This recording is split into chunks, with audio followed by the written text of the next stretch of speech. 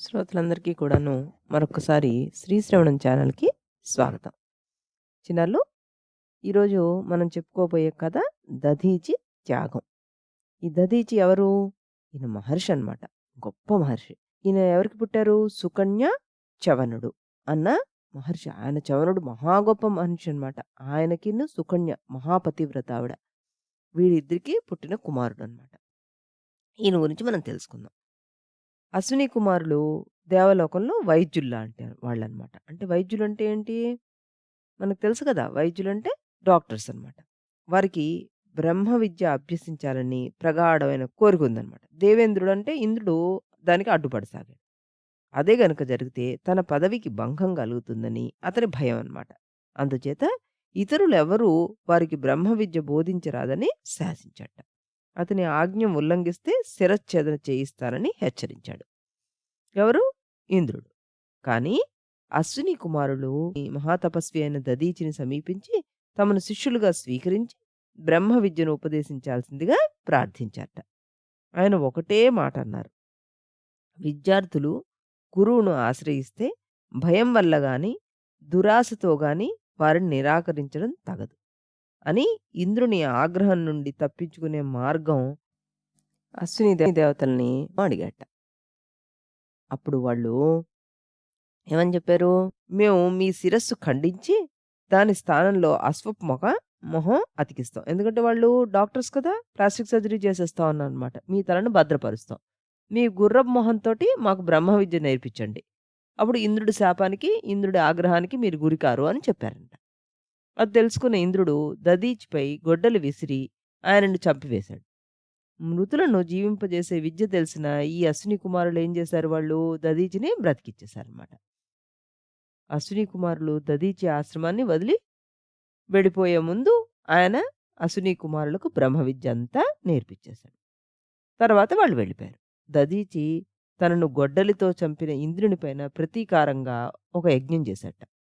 ఆ యజ్ఞశాల అగ్నిహోత్రం నుండి వృతాసురుడనే రాక్షసుడు బయటికొచ్చాడు. దధీచి అతన్ని దేవలోకానికి వెళ్ళి ఇంద్రుణ్ణి వెళ్ళగొట్టి తన సింహాసనాన్ని ఆక్రమించు అని చెప్పాట.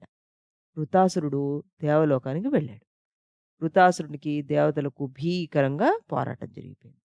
రాక్షసుడు దేవతలు ప్రయోగించిన ఆయుధాలన్నిటినీ మింగేశాట. ఇంద్రుణ్ణి తరిమి కొట్టాడు. ఇంద్రుడు బ్రహ్మ వద్దకు వెళ్ళి తనను కాపాడమని ప్రార్థించాట. అప్పుడు చెప్పారట ఆయన, దధీచి ఎముకలతో తయారు కాబడిన ఆయుధం మాత్రమే వృతాసురుణ్ణి సంహరించగలదు. అంటే చంపేయగలదు. కాబట్టి నువ్వు ఆయన్నెళ్ళి ఆశ్రయించు అని చెప్పాట. మళ్ళీ దధీచి దగ్గరికే పంపించాడు. ఆ దెబ్బతోటి ఇంద్రుడేం చేశాడు? దధీచి దగ్గరికొచ్చి, మహర్షి, నా తప్పిదానికి క్షమించండి, నన్ను ఆశీర్వదించండి అని ప్రార్థించాట. తన స్థానం సుస్థిరపరుచుకోవడానికి ఇంద్రుడు తన ప్రాణాన్ని అడగబోడుతున్నాడు అన్న విషయం ఆయనకు తెలిసింది. ఈ శరీరం ఎప్పుడో ఒకరోజు పోయేదే కదా! అందుకని ఒక మంచి పని కోసం దేవతలను, ఇంద్రుడిని రక్షించి అసుర సంహారం కోసం నా శరీరాన్ని వదిలిపెడతానని దధీచి తలపోసాడట. అంటే ఆలోచించాడనమాట. ఆయన ఇంద్రునితోటి, లోగడ నా శిరస్సు ఖండించదలిచావు గదా నువ్వు, ఇప్పుడు నా ఎముకలు కావాలంటున్నావు. అలాగే తీసుకో మరి అంటూ శరీరాన్ని వదిలిపెట్టేసాట. అడవి జంతువులు ఆయన శరీరాన్ని భుజించి ఎముకల్ని మిగిల్చాయి.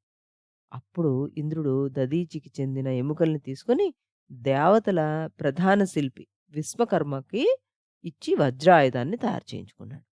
ఆ వజ్రాయుధంతోటి ఇంద్రుడు వృతాసురుడిని సంహరించాడనమాట. దధీచి తన శత్రువైన ఇంద్రుని క్షేమం కోసం తన శరీరాన్ని కూడా త్యాగం చేసి పరోపకారం చేశాడు. అంటే అంతమంది దేవతల్ని వాళ్ళందరినీ రక్షించాడనమాట. ఆ వృతాసురుడిని చంపి. సో, మనం నేర్చుకోవాల్సిందేంటి ఇందులో? మనకి ఎవరైనా కీడు చేసినా కూడాను, ఆ కీడు చేసిన వాడు వచ్చి మళ్ళీ 10 మంది హితం కోసం మననేదైనా అడిగాడంటే, మనం చెయ్యాలి అని అర్థం అనమాట. అంటే వాడికొక్కడి కోసమే కాదు మనం చేసేది. 10 మంది కోసం మనం ఒక త్యాగాన్ని చేస్తున్నాం అనమాట. ఈ రకంగా మన మహర్షి, దధీచి మహర్షి మనకెప్పుడు కూడాను వజ్రాయుధంలో నిక్షిప్తమై ఉండిపోయాడు. కాబట్టి ఇంద్రుడు ఎప్పుడు యుద్ధానికి వెళ్ళినా ఆ వజ్రాయుధాన్ని తీసుకొని వెళ్తూ ఉంటాడనమాట. బావుంది కదా కథ! మరో కథలో మళ్ళీ కలుద్దాం. అంతవరకు సెలవు.